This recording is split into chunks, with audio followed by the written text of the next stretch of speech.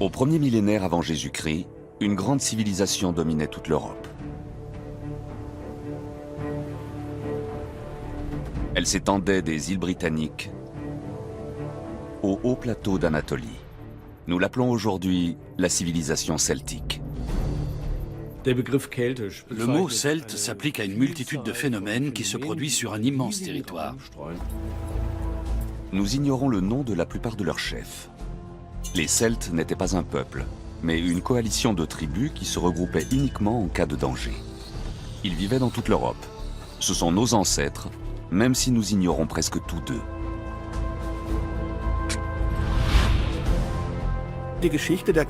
L'histoire des Celtes reste pour nous une page blanche dans de nombreux domaines, parce que les Celtes ne l'ont pas écrite.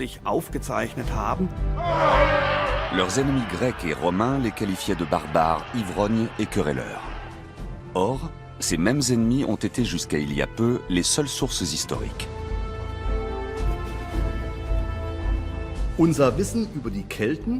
Notre connaissance des Celtes provient d'une part de traces écrites et d'autre part de vestiges matériels. Ces vestiges livrent de plus en plus d'informations, car les technologies d'investigation modernes ouvrent de nouveaux horizons à l'archéologie. Le nombre de découvertes récentes est spectaculaire. Et nos connaissances n'ont pas simplement augmenté au fil des dernières décennies. Elles ont explosé. Une civilisation riche et fascinante est en train de sortir des oubliettes de l'histoire. Les guerriers qui ont inculqué la peur aux Romains eux-mêmes étaient tout sauf des sauvages. Leurs bijoux et leurs ustensiles illustrent le savoir-faire de leurs artisans et de leurs commerçants. Ils nous révèlent la véritable histoire des Celtes.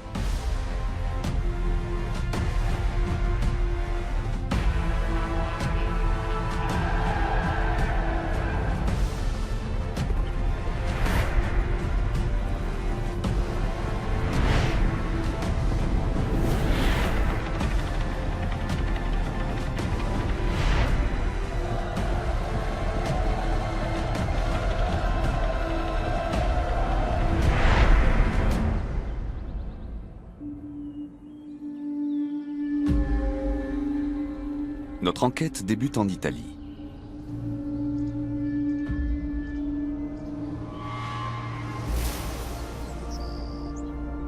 Le Val Camonica s'étend sur 70 km dans le nord-est de la Lombardie. Il est situé au bout d'une route de commerce très ancienne conduisant à travers les Alpes.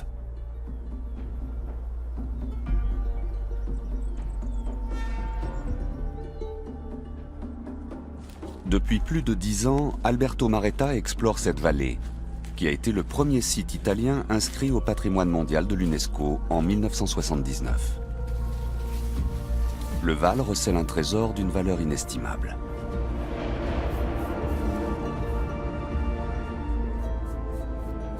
Sur les rochers du Val Camonica, on a un large éventail de figures qui représentent des hommes, surtout des guerriers, des animaux de diverses espèces, des constructions, toutes sortes d'objets comme des armes ou des charrues, mais aussi des symboles. Tout cela correspond à l'imaginaire des populations qui ont vécu dans cette vallée pendant des milliers d'années.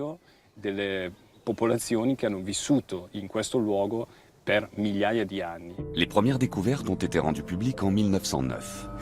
Depuis, on a trouvé plusieurs centaines de milliers de gravures rupestres. Ces gravures devaient jouer un rôle important dans la culture celtique. Ces inscriptions servaient à maintenir la cohésion du monde.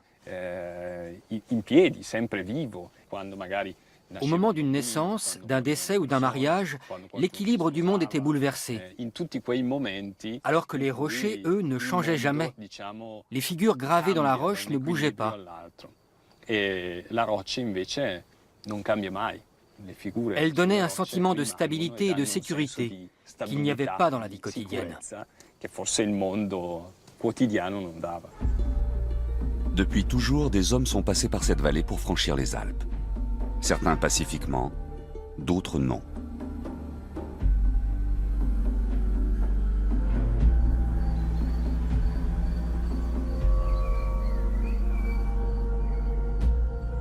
Les populations locales ont inscrit ces rencontres dans la roche. Ces glyphes exceptionnels ont été tracés il y a 12 000 ans. Ils pourraient être les toutes premières représentations de guerriers celtes. Pendant longtemps, les Alpes ont constitué une barrière naturelle entre les peuples du nord de l'Europe et ceux de la péninsule italienne. Il y avait des échanges de marchandises, mais peu de rencontres entre eux. Cela a changé au 5e siècle avant Jésus-Christ, lorsque des grandes coalitions celtiques ont traversé les Alpes.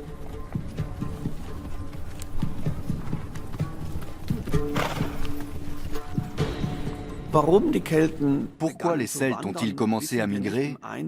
On ne le sait pas précisément, puisqu'on ne dispose d'aucune source écrite.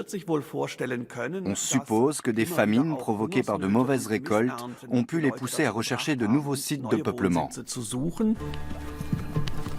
Les premiers Celtes qui arrivent dans le nord de l'Italie, sont-ils des réfugiés économiques et climatiques qui espèrent une vie meilleure au sud des Alpes?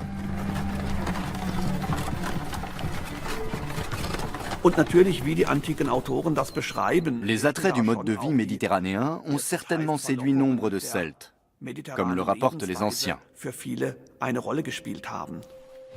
Quelles que soient les raisons qui les poussent à partir, les groupes celtiques semblent décidés à conquérir de nouveaux territoires. Vers 390 avant Jésus-Christ, une grande armée celtique descend vers le sud. Elle est commandée par un homme appelé Brennus. C'est en tout cas ce que rapporte l'historien romain Tite-Live 3 siècles plus tard. Naturellement, on ne peut pas accorder trop de crédit à Tite-Live concernant la première période de l'Antiquité romaine. Néanmoins, il reste la principale source d'informations sur cette période, car le livre d'histoire qu'il a rédigé est le seul qui nous soit parvenu. En 387 avant notre ère, les Celtes occupent la cité étrusque de Clusium. De nos jours, à Chiusi, en Toscane, il n'y a plus aucune trace du conflit qui s'est noué là dans l'Antiquité et qui a changé la face du monde.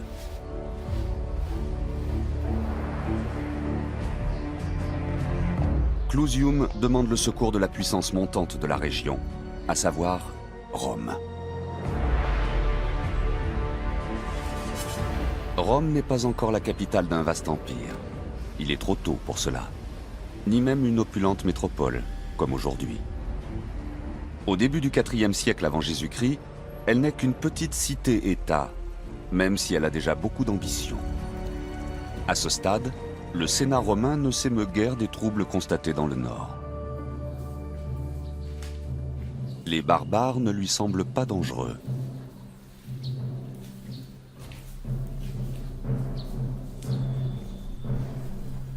Il dépêche néanmoins une délégation sur place.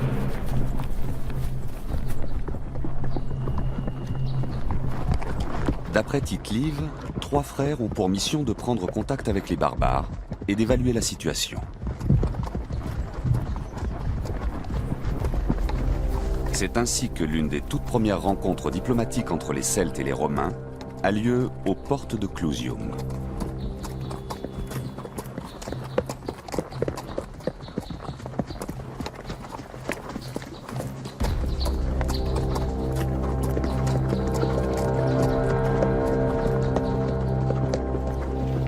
Brennus reçoit les émissaires.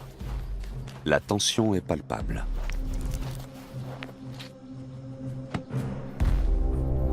Quid iam Roma? Co ibimus? Quid voltis a nobis?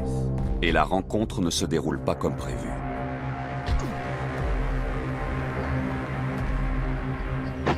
Les Celtes refusent de se retirer. Les pourparlers tournent court. Les Romains commettent alors l'irréparable.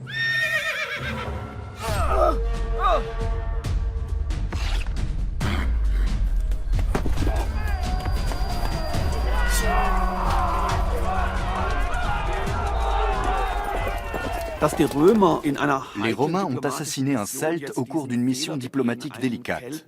C'est une faute grave, même à leurs yeux. Mais Brennus est un homme sage, et il retient ses guerriers. D'après Tite-Live, les Celtes font preuve ce jour-là de plus de discernement que les Romains prétendument civilisés.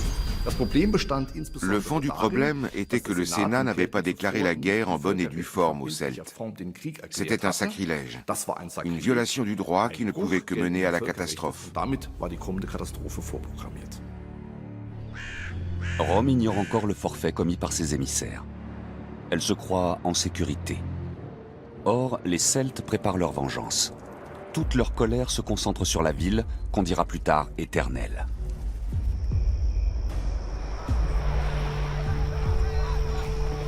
Tite-Live évoque la marche des Celtes. Comme au bruit de leur passage, les villes épouvantées couraient aux armes et que les habitants des campagnes prenaient la fuite, ils annonçaient partout à grands cris qu'ils allaient sur Rome. Alerté, le Sénat envoie une armée à la rencontre des Celtes.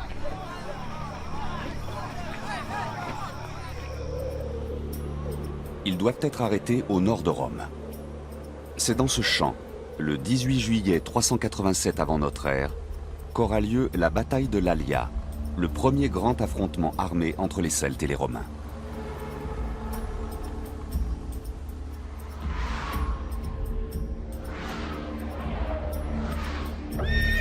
Les 6 légions commandées par Quintus Sulpicius barrent la route aux Celtes.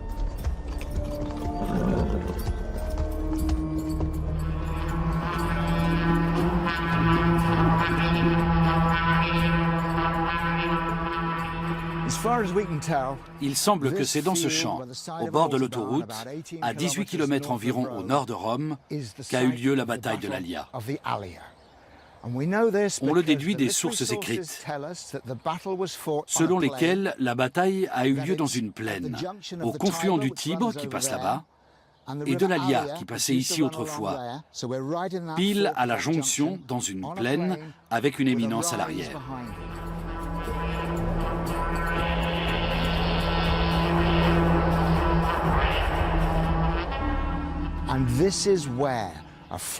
C'est là que les Romains inexpérimentés rencontrent les peuples celtes, leur ennemi juré, qu'ils ne parviendront jamais à soumettre entièrement, même au sommet de leur puissance.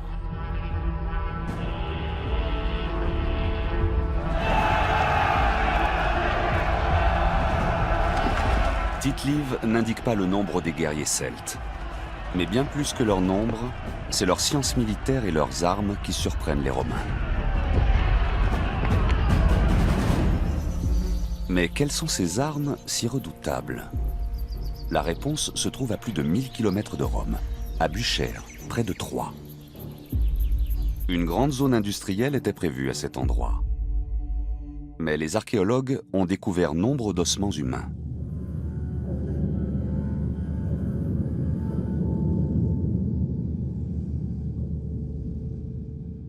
Ces ossements sont les restes de guerriers celtes et de leurs épouses, inhumés avec un mobilier funéraire d'une qualité remarquable.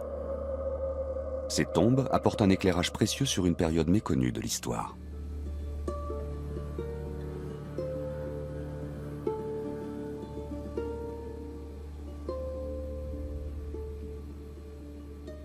L'intégralité du mobilier funéraire, donc lié au costume funéraire et donc à l'armement, ce sont des indicateurs de l'identité culturelle et sociale des défunts qui ont été inhumés sur ce site.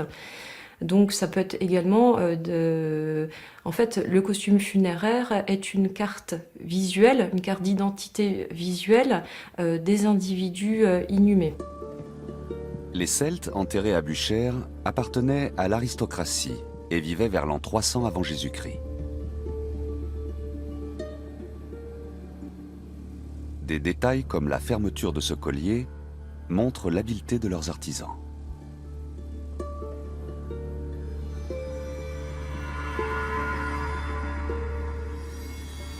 Ces fibules sont ornées de corail. Elles ont pu être importées du pourtour méditerranéen ou fabriquées directement à Buchère, avec du corail importé.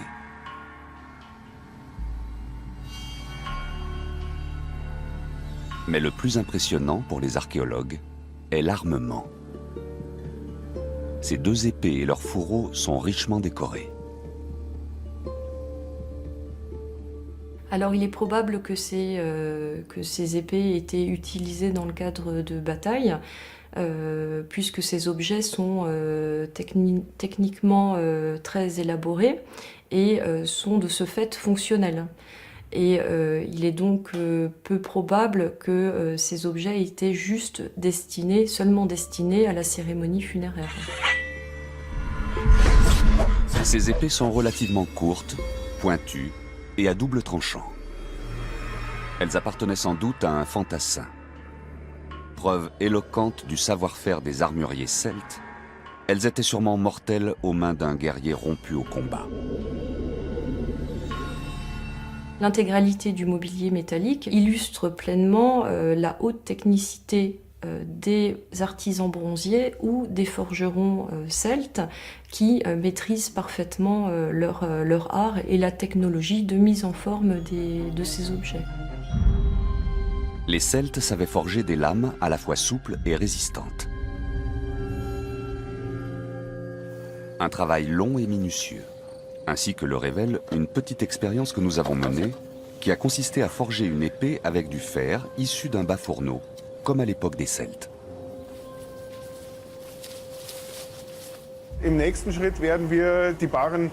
Ensuite, on coupe les barres, on les plie, on les soude, on les travaille au marteau et on recommence autant de fois que nécessaire, jusqu'à ce qu'on obtienne un matériau assez résistant pour forger une épée.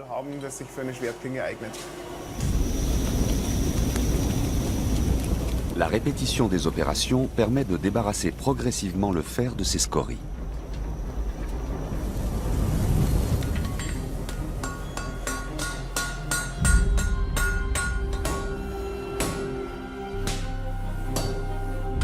Le métal est à chaque fois un peu plus pur et plus solide.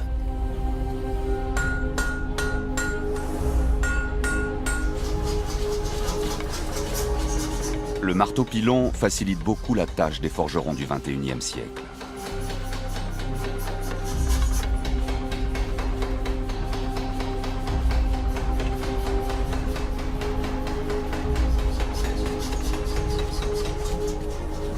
Il permet de fabriquer une épée de démonstration en 8 à 10 heures. Une belle épée polie et finement ciselée demande bien plus de temps. Ces épées de fer ont fait la réputation des guerriers celtes. Elles ont assis leur suprématie en Europe pendant des siècles.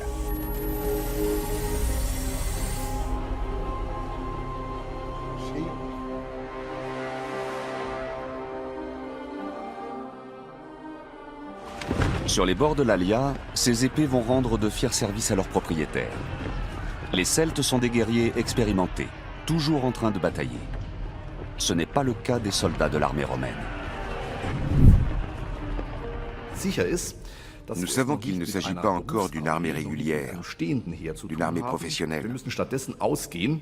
On pense qu'il s'agit plutôt d'une armée de petits paysans qui retournent à leur champ après la guerre.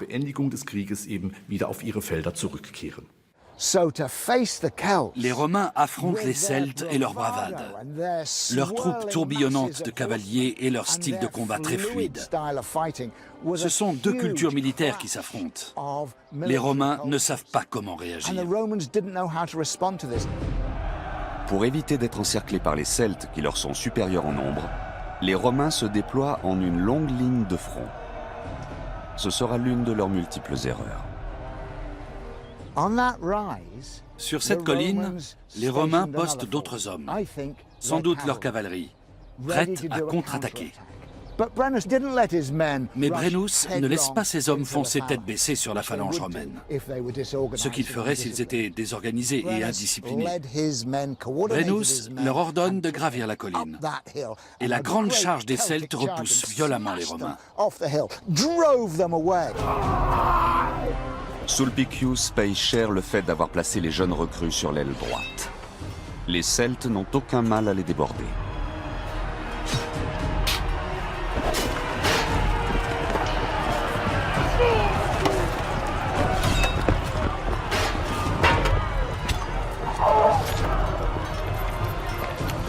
Ces Celtes, qu'on dit sauvages, se jettent avec ardeur dans le combat et sèment la panique chez les Romains. Ils mettent en déroute Sulpicius et son armée. Il y avait le Tibre et l'Allia, mais il y avait aussi des marécages. Les soldats en armure étaient pris de panique. Ils fuyaient le champ de bataille et ils ont dû se noyer ou mourir d'une mort affreuse dans ces marais. La plupart des légionnaires de Sulpicius trouvent la mort en fuyant. Quelques-uns atteignent l'autre rive, se retirent jusqu'à la ville voisine de Véies, puis de là à Rome.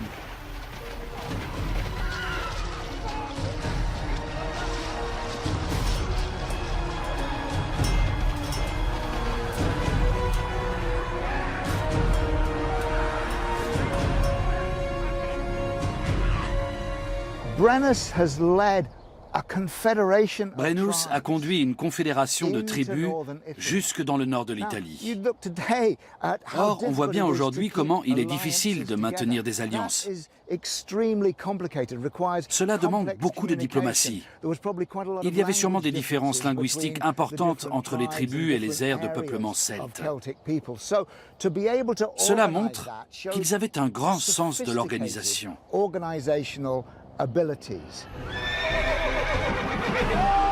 On ne peut pas en dire autant des Romains de l'époque, alors que les Celtes, eux, ont déjà une longue expérience en la matière.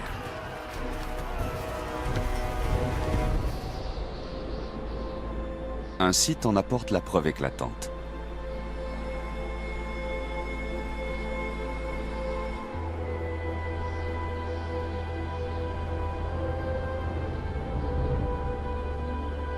Le village de Hallstatt se trouve dans les Préalpes autrichiennes au centre de l'Europe.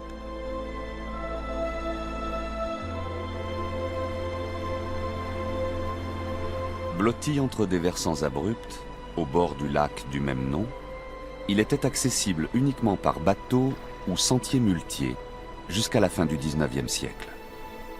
Pourtant, il est habité depuis des milliers d'années.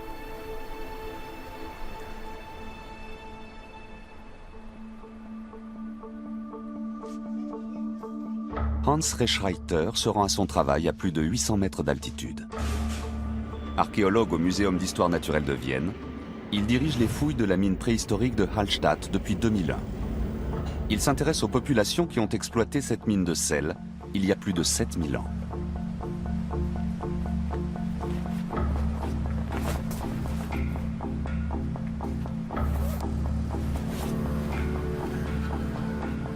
Nous pénétrons dans un étonnant labyrinthe de galeries, de puits et de chambres.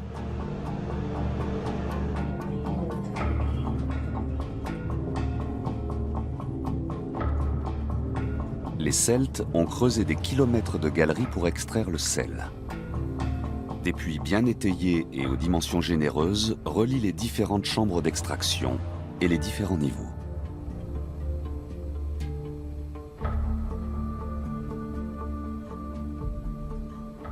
Au premier âge du fer, les dimensions sont gigantesques. Certaines chambres mesurent 200 mètres de long, 20 mètres de haut et jusqu'à 20 mètres de large. On pourrait y loger un immeuble de 8 étages. Les mineurs progressent au rythme d'1 mètre de galerie creusée par mois. Leurs outils sont rudimentaires, mais efficaces.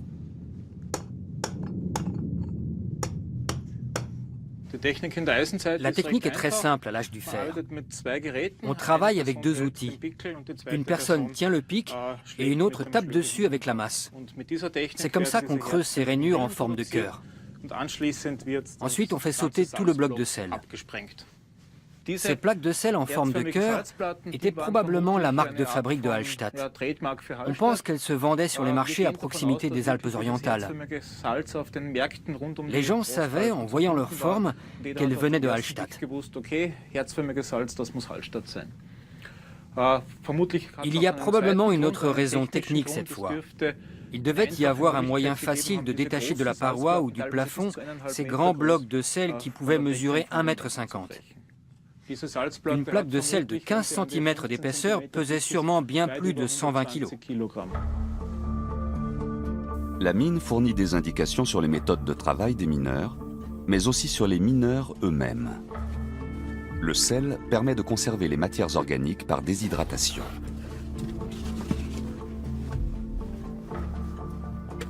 Tout ce qu'on voit ici est parfaitement conservé dans le sel. Voici par exemple des excréments humains déposés il y a plus de 2500 ans. On voit des cosses de haricots, des graines de mil et des enveloppes d'orge.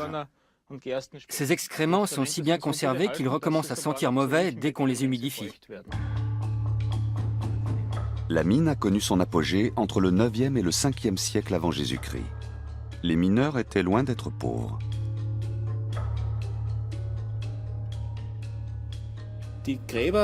On voit clairement dans les tombes examinées que le mobilier funéraire était très riche, même pour les personnes dont le squelette était très marqué. Autrement dit, même les mineurs profitaient de la prospérité apportée par le sel. Ces tombes se trouvent à mi-chemin entre le lac et la mine. Certaines ont été mises au jour dès le 19e siècle. Ce champ funéraire présente plusieurs caractéristiques. D'abord son emplacement. C'est le site le plus encaissé qu'on connaisse à ce jour en Europe. Ensuite, le mobilier funéraire est très particulier. Il y a quelques milliers de personnes inhumées ici. Les mineurs, leurs femmes et leurs enfants. D'après des estimations, le champ pourrait contenir 6000 dépouilles. Ces vestiges humains nous renseignent sur la vie des mineurs et l'organisation du travail.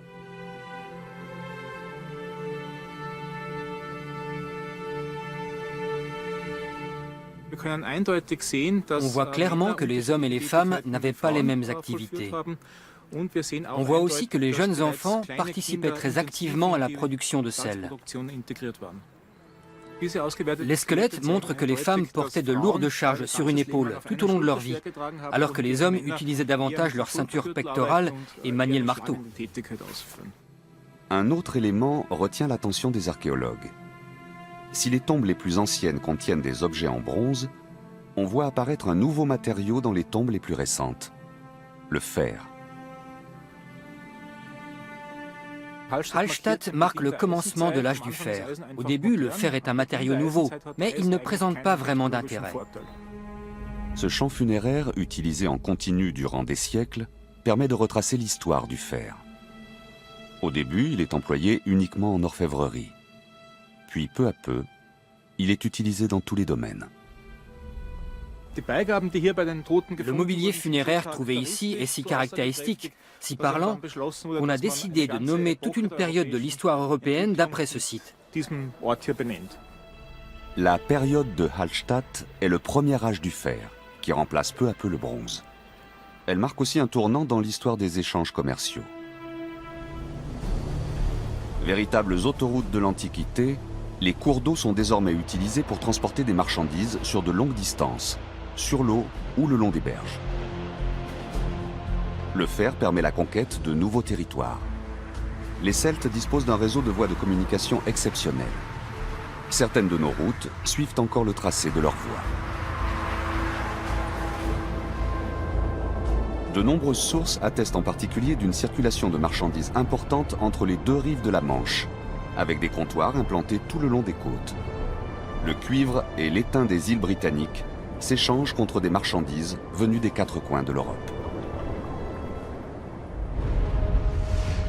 Une nouvelle aristocratie apparaît en Europe centrale.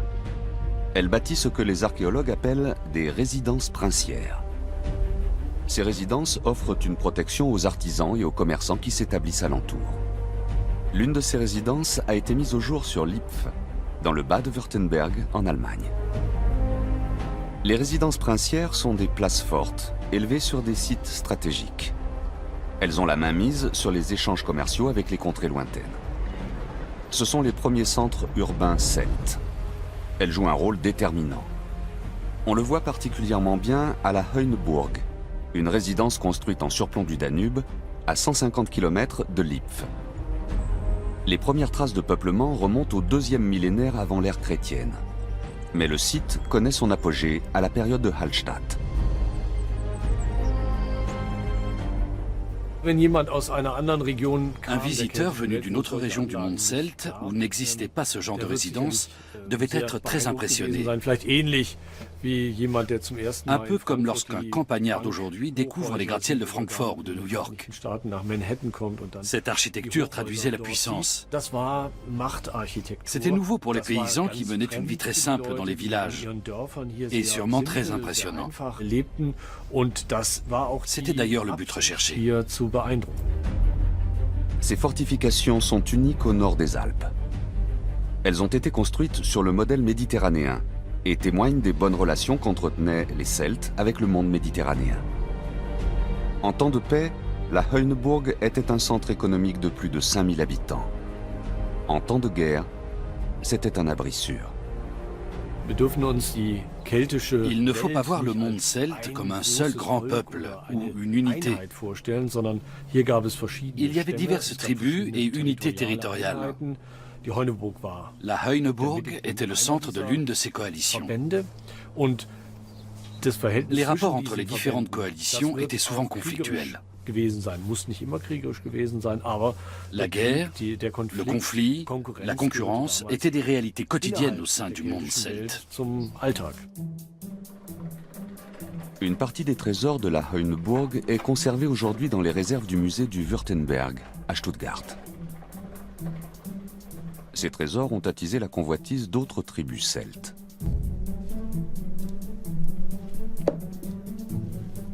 Ambre de la Baltique, coraux de Méditerranée, céramique grecque. Toutes ces richesses montrent que la Heuneburg entretenait tout un réseau de relations pour échanger des marchandises avec des contrées lointaines. D'autres éléments indiquent aussi un échange d'idées. Ce vase de forme ovoïde a été fait sur un tour de potier. C'est la première céramique façonnée de cette façon en Europe centrale. C'est une technique nouvelle pour la Heuneburg et pour l'époque celtique. À côté, voici un objet très personnel. Un fragment de petit miroir rond qui était un objet de toilette, d'hygiène et de savoir-vivre. On a aussi retrouvé des os de porc et on a procédé récemment à une analyse isotopique de ces os pour connaître le lieu d'élevage. Ce qui est très intéressant, c'est que ces porcs ne venaient pas de la Heuneburg, mais du sud de la forêt noire, qui était à une bonne distance. Ils ont probablement été conduits à la Heuneburg pour être abattus.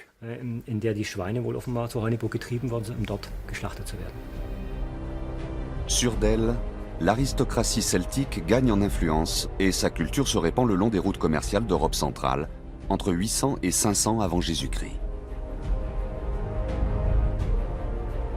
Mais cette progression pacifique débouche en 387 avant notre ère sur la bataille de l'Allia, qui oppose les Celtes aux Romains.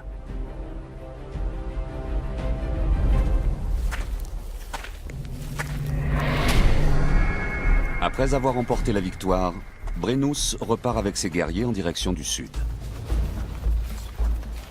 Il parcourt les quelques 16 kilomètres qui le séparent de Rome sans rencontrer de résistance notable.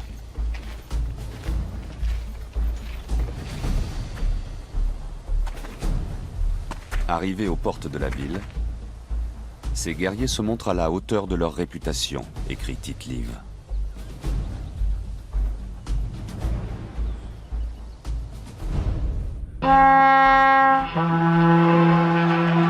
Les hurlements et les chants discordants des troupes barbares qui errent autour des remparts sèment la terreur parmi les Romains.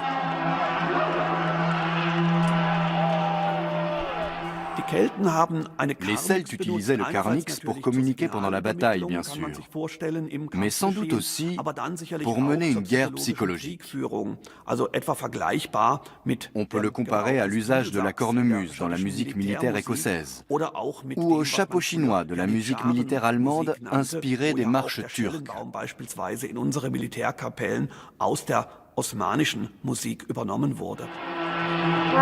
Les Celtes manient aussi bien l'arme sonore que les autres.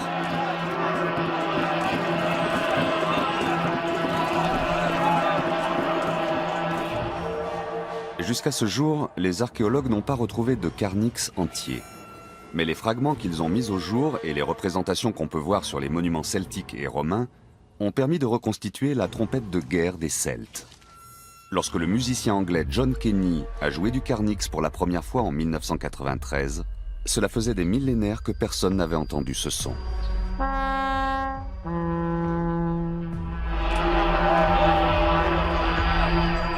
C'est le même principe de production du son qu'une trompette, un trombone, un corps d'harmonie ou un tuba. On fait vibrer l'air avec les lèvres. Les cuivres modernes se terminent par un pavillon qui amplifie et projette le son vers l'avant. Ici, le son est enfermé dans un crâne de bronze qui fonctionne exactement comme le crâne humain. Nos cordes vocales sont amplifiées par les cavités nasales et la forme de notre crâne. Ça nous permet de produire des sons sans ouvrir la bouche. C'est exactement pareil avec cet instrument. Le son n'est pas projeté vers l'avant, il irradie. C'est très rare dans les instruments de musique. Ce son a dû surprendre les oreilles romaines.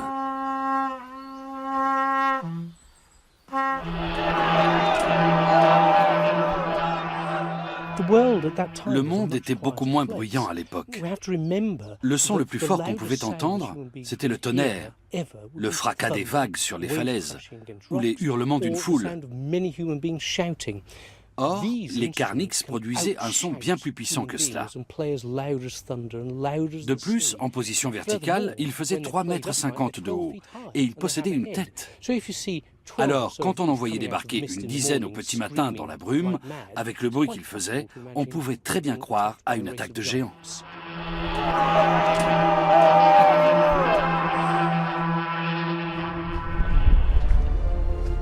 Tous les Romains en âge de se battre se sont retranchés dans la citadelle du Capitole.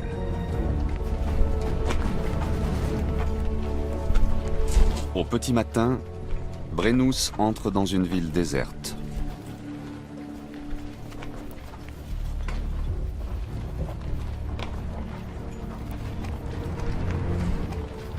Mais il se méfie. Il craint un guet-apens.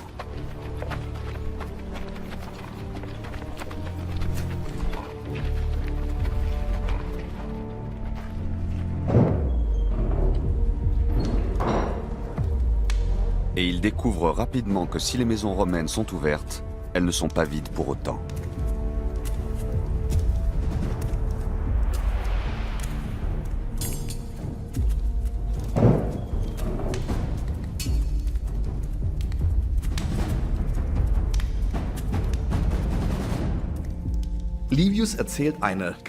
Tite-Live raconte une histoire sans doute très pertinente pour ses contemporains, mais qui doit être très éloignée de ce qui s'est réellement passé. Il raconte que les vieillards de l'aristocratie rentrent dans leur maison, enfilent leurs vêtements de cérémonie et prennent place sur leurs chaises de magistrat pour attendre avec un calme stoïque et une grande dignité l'arrivée des barbares.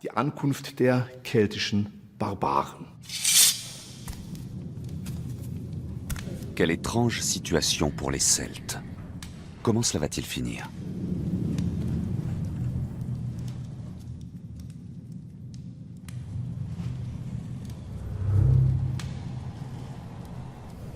Cette fois encore, c'est un Romain qui frappe le premier, écrit Tite-Live des siècles plus tard.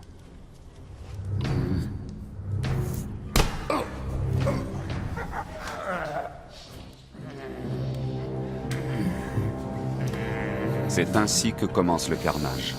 Les Celtes tuent tous les Romains qu'ils trouvent.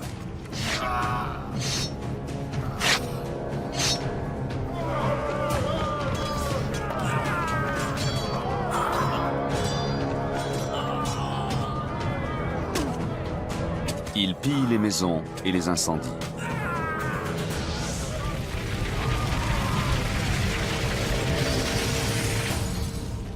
Depuis le Capitole, Sulpicius et ses soldats assistent, impuissants, à la destruction de leur cité.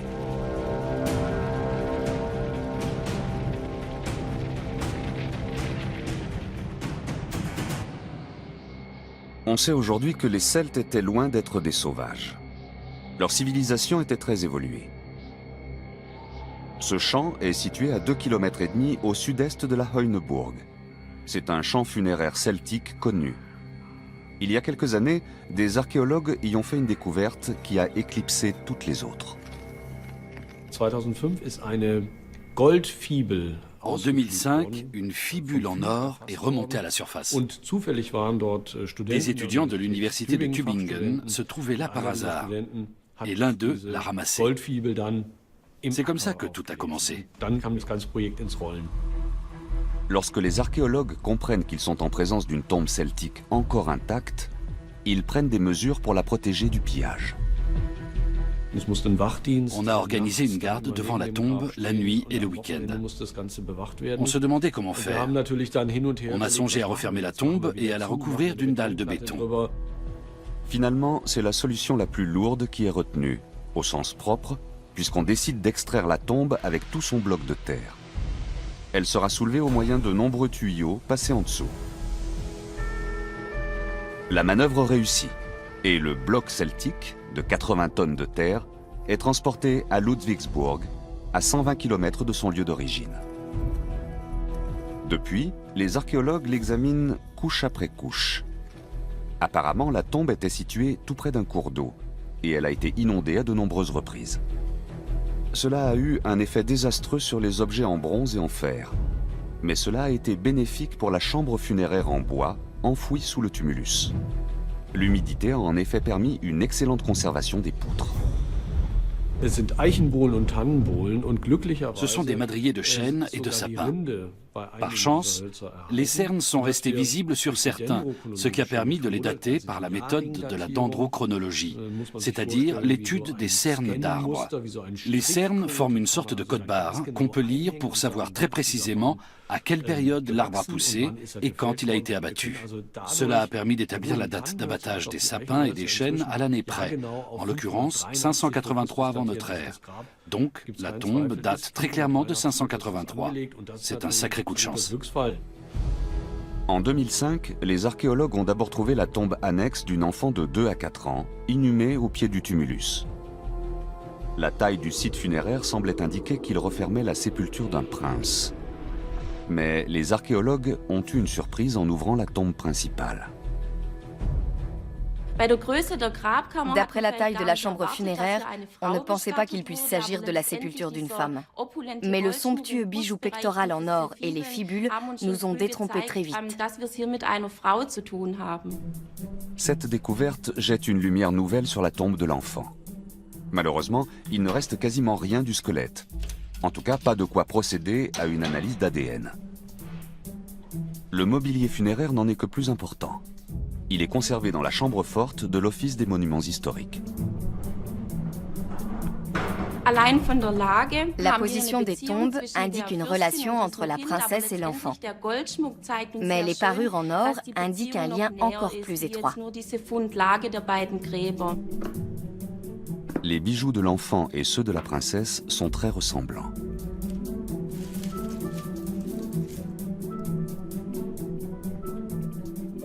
Quand on compare les fibules, on retrouve le même motif de points et de traits. Les fibules de la fillette sont un peu plus petites et plus rondes, plus adaptées à une enfant. Celles de la princesse sont plus longues. Donc à l'heure actuelle, sur la seule base de ces fibules en or, on voit un lien très étroit entre la princesse et la fillette. Ces bijoux racontent peut-être une histoire de famille. Mais ils soulèvent aussi de nouvelles questions, car ce style d'orfèvrerie est étranger à la région.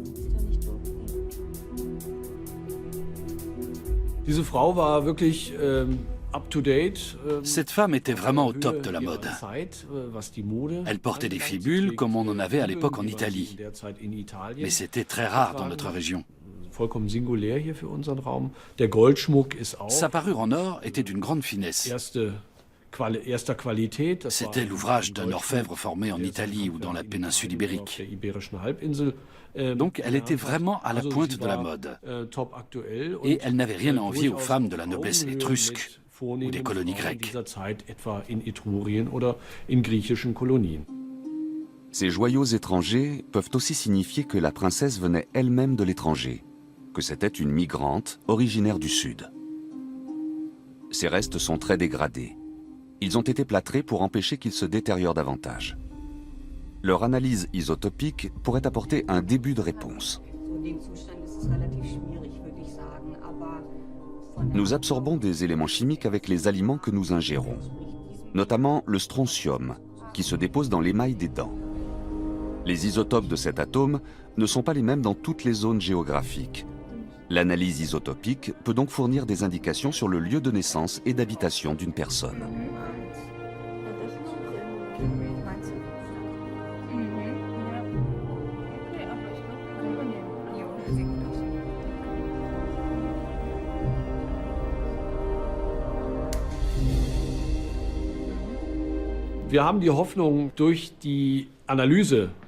On espère que l'analyse de l'émail des dents va nous permettre de répondre à la question de l'origine de cette femme. Est-elle née là où elle est enterrée? Y a-t-elle grandi? Ou bien a-t-elle passé une partie de sa vie ailleurs? Les résultats de l'analyse sont clairs. La princesse n'était pas une étrangère. Elle est née dans les environs de la Heuneburg.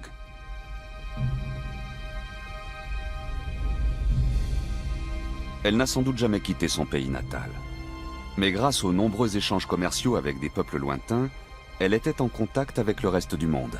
Sa fortune lui a permis de choisir les plus beaux joyaux parmi un vaste choix de produits. Et elle les a gardés pour l'éternité.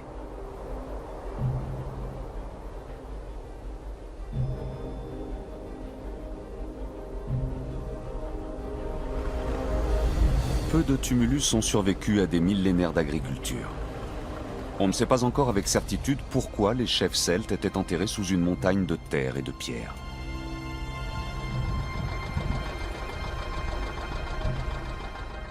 Il y a vraisemblablement plusieurs raisons à cela. D'abord, les amas de pierre devaient sans doute arrêter les pilleurs de tombes. Ensuite, les morts eux-mêmes étaient peut-être considérés comme dangereux, du moins certains d'entre eux. La crainte des revenants qu'on observe plus tard a pu jouer un rôle. L'amas de pierre servait peut-être à empêcher les défunts de quitter leur sépulture.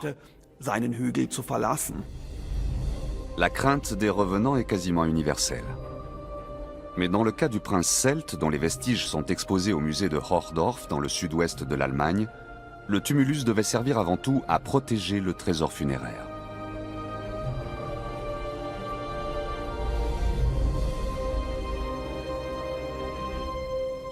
La tâche des celtologues n'est pas aisée. Comment reconstituer la vie quotidienne, les arts et la religion des tribus qui ont présidé à la destinée de l'Europe au premier millénaire avant notre ère, alors qu'elles ne nous ont laissé quasiment aucun écrit? Une chose est sûre, les Celtes étaient des peuples fiers et riches.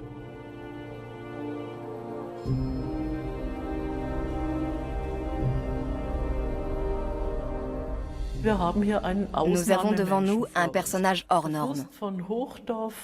Le prince de Hochdorf était sûrement tout en haut de la société, loin devant ce qu'on peut appeler les classes moyennes aisées. Cela signifie naturellement qu'il possédait des biens qui étaient totalement inaccessibles aux gens ordinaires.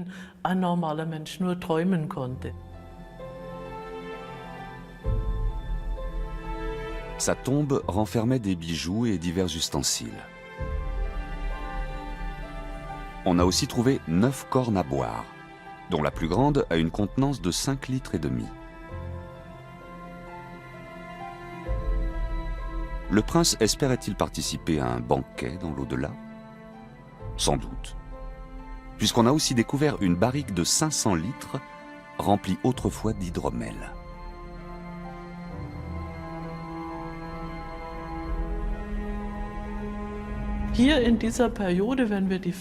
Quand on examine les sépultures des princes et des princesses, on voit une aristocratie qui, au moment de la mort, montre son goût pour la vie à la cour. Brennus et ses hommes ne mènent certainement pas une vie fastueuse durant le siège de Rome. Ce siège va durer 7 mois, d'après les sources antiques. Mais les deux camps s'épuisent. Les Romains, retranchés au Capitole, commencent à manquer de vivres. Les Celtes, qui sont dans la ville basse, contractent des maladies et souffrent de la chaleur torride, de la faim et de la soif.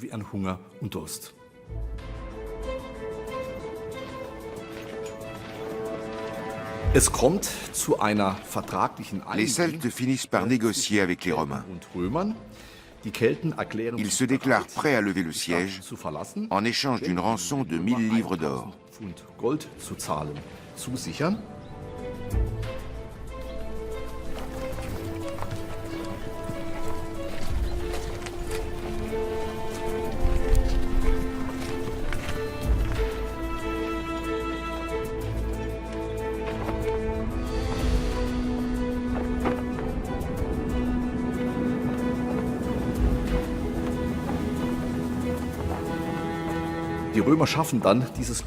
Les Romains apportent l'or.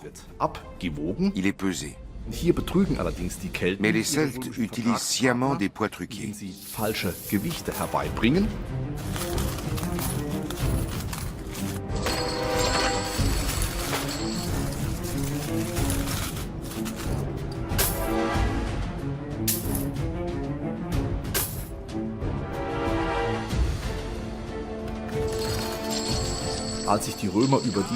Les Romains s'en rendent compte et protestent.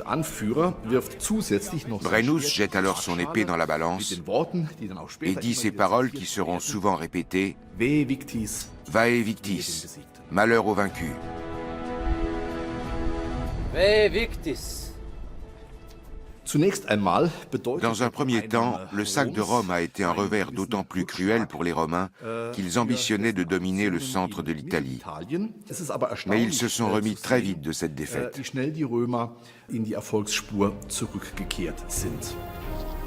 L'invasion gauloise, comme on l'appellera plus tard, est bien loin de signifier la fin des Romains. Au contraire, elle marque le début de leur grande conquête. Ils perfectionnent leur art de la guerre, et bientôt les Celtes eux-mêmes ne peuvent plus leur tenir tête. Le plus grand général de Rome finira par conquérir toutes les Gaules. Il s'appelle Jules César.